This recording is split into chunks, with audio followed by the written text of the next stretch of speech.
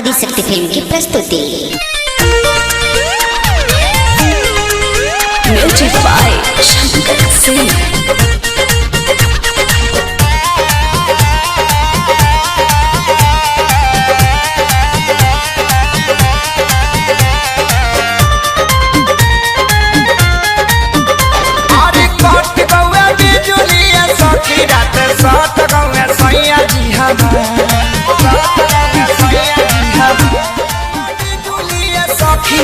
सात गौए सैया जी हमार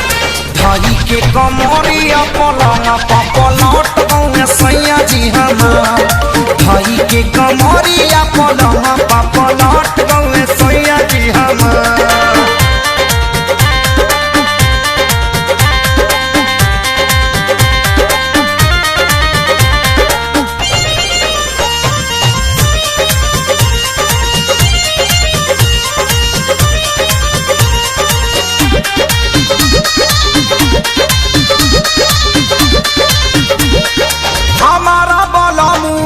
कुछ ना बुझाई उनका दीवाल दर्द अभिले टटाइल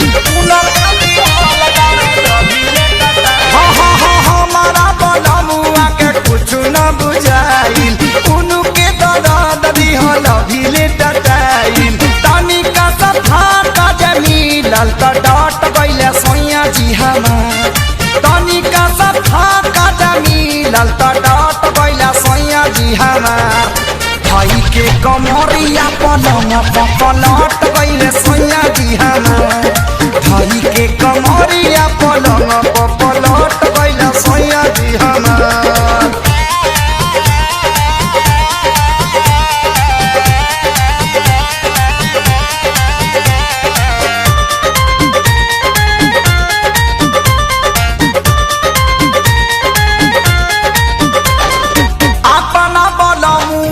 कैसे हटाई मन करे अलग बिछाई चटाई मन करे अलग बिछाई चटाई अपना बलमुआ के कैसे हटाई मन करे अलग बिछाई चटाई हो खतरा जरिया झट से हट गौए सैया जी हमार हो खतरा जरिया झट से हट गौए सैया जी हमार धई के कमरिया पलंग पलट गौए सैया जी हमार धई के कमरिया पलंग पलट गौए सैया जी हमार।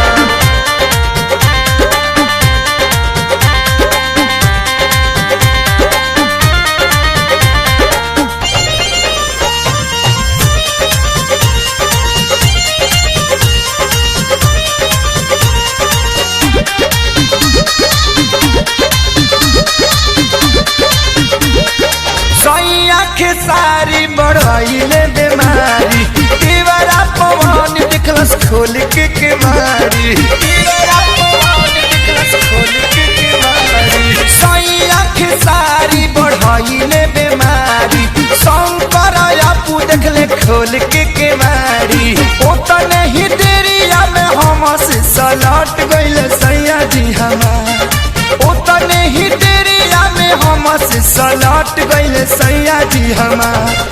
धई के कमरिया पलंग पलट गइले सैया जी हमार धई के कमरिया पलंग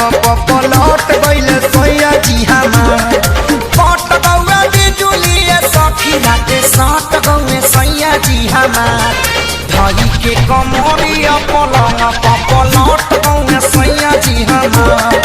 धई के कमरिया पलंग